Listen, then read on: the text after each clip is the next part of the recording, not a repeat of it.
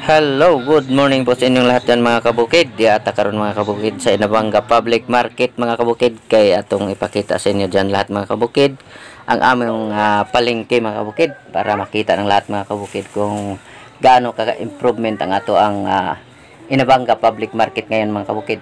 Dito makikita mga kabukid yung mga bagong establishment na naitayo ng atong aktibong mayor dito sa Inabanga Bohol mga kabukid. Dito naman dry area mga kabukid, yan iba't ibang klaseng mga paninda mga kabukid at lahat ng inyong hahanapin nandito na mga kabukid. Yan mga kabukid, mamili ta direk buwad mga kabukid, saring buwad ang nadiri mga kabukid palit tag buwad na itong pangonsumo mga kabukid. Alam mo naman bukid palit tag diwit mga kabukid.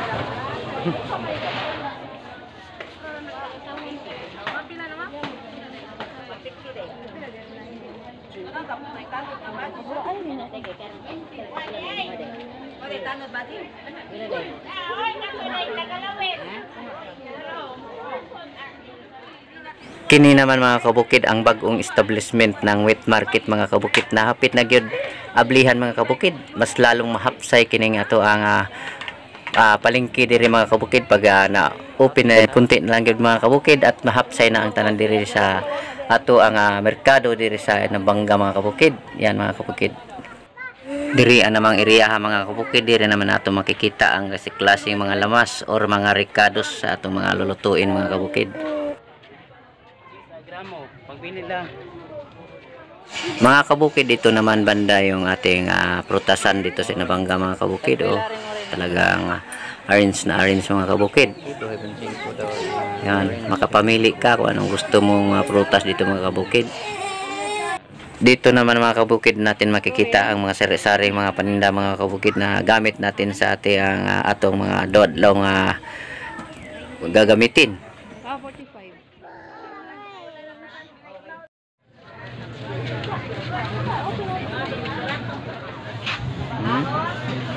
Siyempre hindi rin magpahuli mga kabukid. Mayroon din ditong likit muris mga kabukid, yung tinatawag nating lumboy. Yan.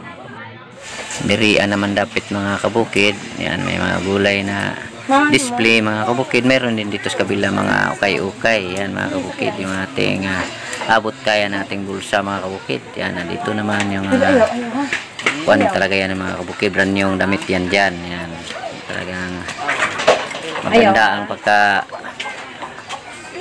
dirian naman dapita mga kabukid ang bugasan. Yan, mga bigas yan mga kabukid.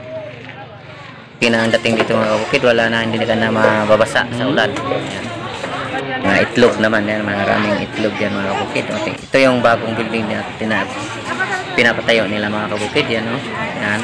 Talagang ayos na ayos. Ito naman yung klase mga paninda, mga palanggana, basket at iba pa. Ayan mga kabukid. Ano, talagang wala ka nang hanapin dito mga kabukid. Talagang lahat ng yung gugustuhin, mayroon ka na pira na lang kulang mga kabukid para mabili mo lahat. Dirian naman mga kabukid, dito naman yung mga stall ng mga klaseng mga paninda mga kabukid tulad ng bigas, mayroon din dito mga kabukid, at yung mga feeds na mga pagkain ng mga manok at baboy mga kabukid dito sa area na ito mga kabukid. Yan. Marami ka na ditong makikita na klase-klaseng mga paninda mga kabukid, para na rin siyang syudad mga kabukid. Yan mga kabukid. Talagang ang kulang na lang talaga dito mga kabukid ang ating budget, kung kaya ba natin lahat bilhin. Mga kabukid, uwi na kami mga kabukid kasi yung ating